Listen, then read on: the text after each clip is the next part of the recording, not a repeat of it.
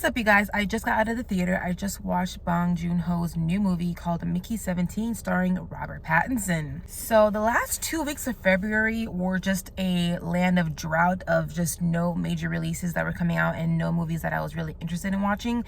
And so March comes along and there are so many movies in March that I want to see. And first up was Mickey 17. So I was very excited as I am a huge fan of Parasite. I love that movie. I was so happy when it won Best Picture. I think it was the first foreign film, or at least it was the first time Korea has won Best Picture at the Oscars. And that's really the last time that I remember feeling like I am so happy about who won Best Picture. Like, this is so deserving. Yes, Bong Joon-ho, yes. So I had some high hopes for this one, even though in the trailer, this one looks like a quirky sci-fi film. So did it work on me or did it not? Starting out with the positives, I really praise the concept of this. I think this movie is not going to be for everyone. You have to be on the same wavelength as Bong Joon-ho. I will say I think he is a very diverse type of director. This is a very, very different feel than a movie like Parasite. Parasite felt like it was an amalgamation of lots of different types of genres with like the dark comedy and the thriller. Of course, you have the social commentary. This one is a little bit hard to describe because I would say there are several genre blends and this one as well, but in a very different way. This one is very zany and out there, sometimes kind of off-putting, and I just don't think this is going to jive for everyone. This movie has a lot of commentary, and I can see these are themes that Bong Joon-ho feels very passionate about. He feels very passionate about writing about them and telling these stories, and this one is very similar. You know, you have commentary in here about people of power and how when people are elected to certain positions, they can have this certain hubris, they can have a certain apathy and even cruelty. Commentary in here about how corporations and companies treat people like they are expendables. So this is by no means a very subtle message, but I don't think that he was trying to be. I think it is very purposeful that this is very much not subtle. It's very much on the nose, but that's the point of it. But I can totally see some people commenting how this is just too over the top. This is just over the board. It's kind of like knocking your head with it. It's like, we get it, Bong Joon-ho. Because I feel like it is so purposeful, I can't really knock the movie for that because it's not,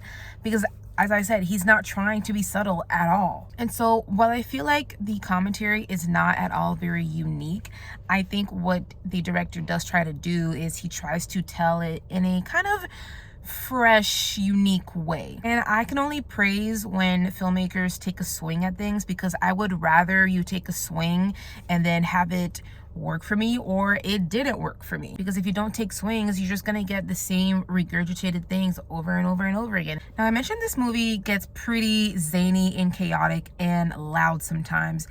And I noted that in certain scenes when really big chaotic things are happening, when I expected music that would match what is happening on screen to come on, it never happened. And I actually really like the choice of not using a musical score in certain scenes. Actually, there's a particular dinner scene, I will call it. I don't want to spoil it for you guys, but when you watch it, if you know, you know, there's a particular kind of disturbing, weird dinner scene that happens where it just kind of goes all over the place and very big, but there's never any musical score that is used there, because I think in several instances in the movie, Bong Joon-ho makes a decision to not to add on to it, because what is kind of the star of the scene at that moment is what's happening on the screen with the actors. You don't even need the music as a cue. And I feel like within the last year, I've been kind of critical about just the use of CGI. And I think part of that probably has to do with the lack of budget. But with this movie, a lot of it takes place in this, I guess we'll call it the land of always winter planet. And a lot of the scenes, they didn't feel too fake. They didn't feel too authentic. Now, there are certain, we'll call them creatures in here that are obviously, you know, not real. Actually, I wonder if some of those creatures were not green screen and if they used more in-camera techniques rather than CGI, because that's how good it looked. I think it actually felt like you were on this always winter planet. So the VFX team, thumbs up. You have powerhouse actors in here, okay? I'm talking about, not only do you have Rob Pattinson, but you have Naomi Ackie, you have Toni Collette, a legend, you have Mark Ruffalo, a legend, and they are so good in here. But I do think their performances are just not going to work for everyone, because the performances are very specific to the type of story that Bong Joon-ho is trying to tell. They are very just kind of out there, sometimes kind of gross. Sometimes it's probably going to feel like it's over the top, and it may feel like certain actors are making certain impressions of certain people of power that we have in our real world.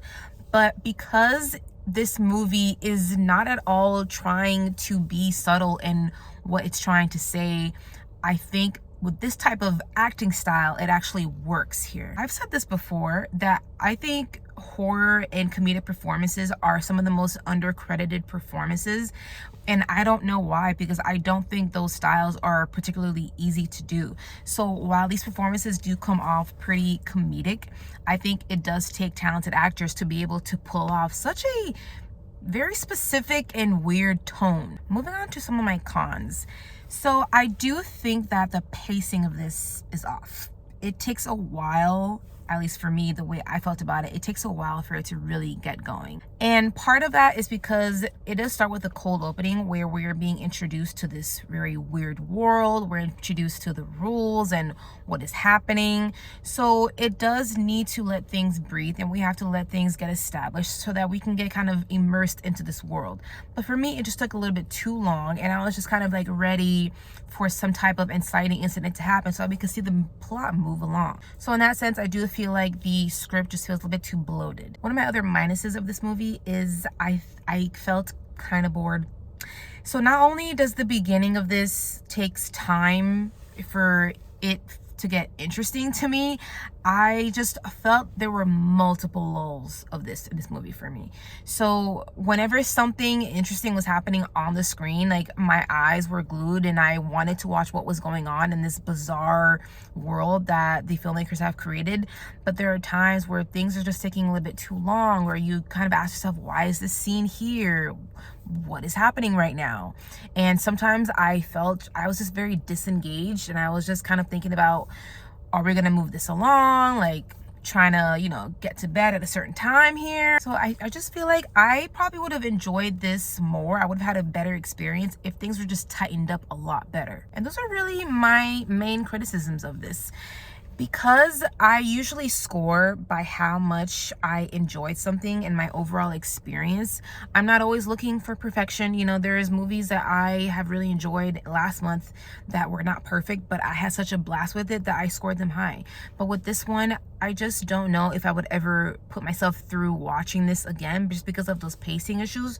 Those were actually very major issues for me. But I can't really knock down just like the balls that Bong Joon-ho has for just telling the stories that he wants to tell and having his actors perform in the ways that he does. I really admire him for that. So I'm gonna have to go ahead and do a 2.5 out of 5 stars for Mickey 17. Thank you guys so much for checking out my review. If you watched Mickey 17, please let me know your reaction and thoughts down in the comments below. Was it on your wavelength? Am I wrong? Maybe you're wrong. But I would love to hear from you guys. If you're enjoying my content, please go ahead and hit that subscribe button. Hit the thumbs up. It really helps me out. And I'll catch you guys next time.